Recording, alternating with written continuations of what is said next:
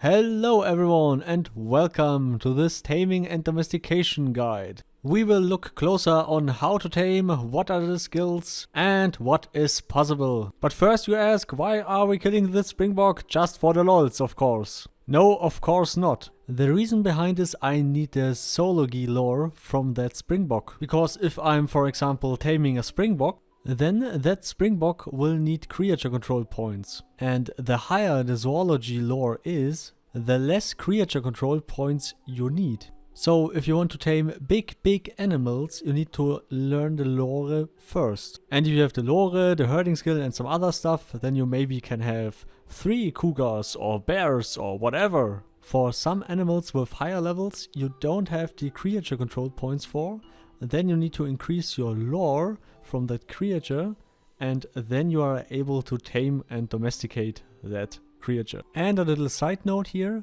you can gain the skill by the book if you can find the zoologist librarian, but there's currently none in Haven, the tutorial starting island. You can also increase the skills by skinning the animals or by cooking the animals. This is the zoology skill tree, and here you can see the primary skills for the animals, and then for each animal its subcategory. So keep in mind, you really need these lores for the animals you want to tame. Okay, enough of this stuff, let's move to the next table. You need domestication, of course, because it's the main skill. Then you maybe need animal care if you have tamed your pet or your mount and you're just standing there and feeding them and just doing nothing, or maybe go hunting or make PvE or transport stuff and so on. Then the animal will grow older and gain levels, so it will be a lot stronger. And animal care is the skill you need to decrease the time for one level. So yeah, if you plan to level up your pets, then you need animal care. If you're just a beastmaster and a fighter and you get your pets from a friend or something, or you train them in the stables, then you don't need this skill. But note, the animals in the stable training never gonna reach really high levels.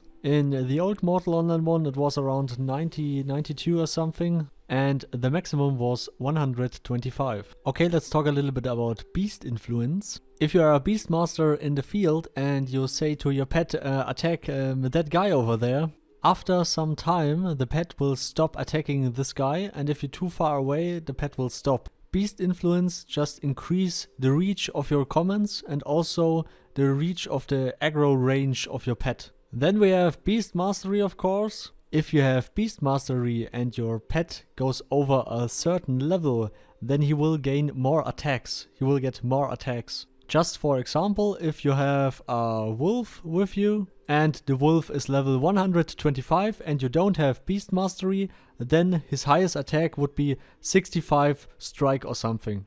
But if you have beast mastery and the wolf is level 125, then you will have a few other attacks like charge 80 or charge 90, depending on what creature you have and on which level they are.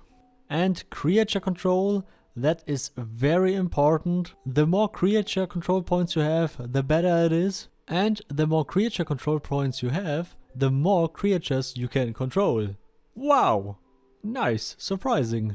And advanced creature control, of course, that gives you another boost to your creature control points. But that's not all of the story. You also have the option to learn herding.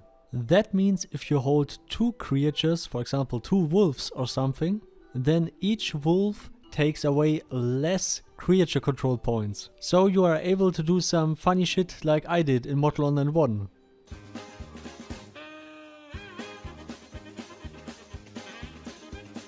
Yeah, that were 5 tamed rabbits. I was also able to hold 7 mules without a problem. So I was able to transport around 50 stacks of stuff. Just to put that into relation, that are 63 whole pigs if they drop around 800 units. Then you have the next skill, inspect, for example. That is a very useful skill, because if you go to the horses spawn, for example, and you don't know which level the horses are, then that is the skill for you to find out what level the horses are before you tame them, not after you tamed them. And yeah, the taming skill, okay, that is a real no-brainer. The higher this skill is, the higher your success chance is to tame the animal. Now other good option if you are a beastmaster, a mage, a dex mage, whatever, then you can also dominate the animals. It works the same way as taming. But of course there's one huge difference.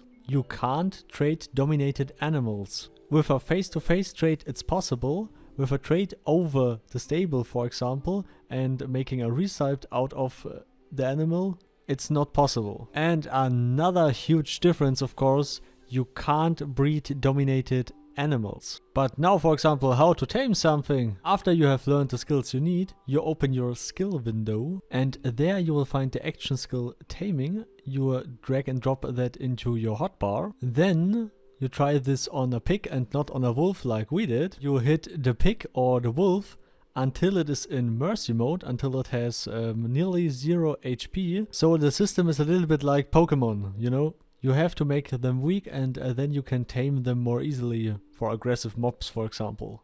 Then if you have tamed your animal and you have a pet now, make sure to feed them. Open your pet window for that and give wolves some fresh meat and some horses some vegetables.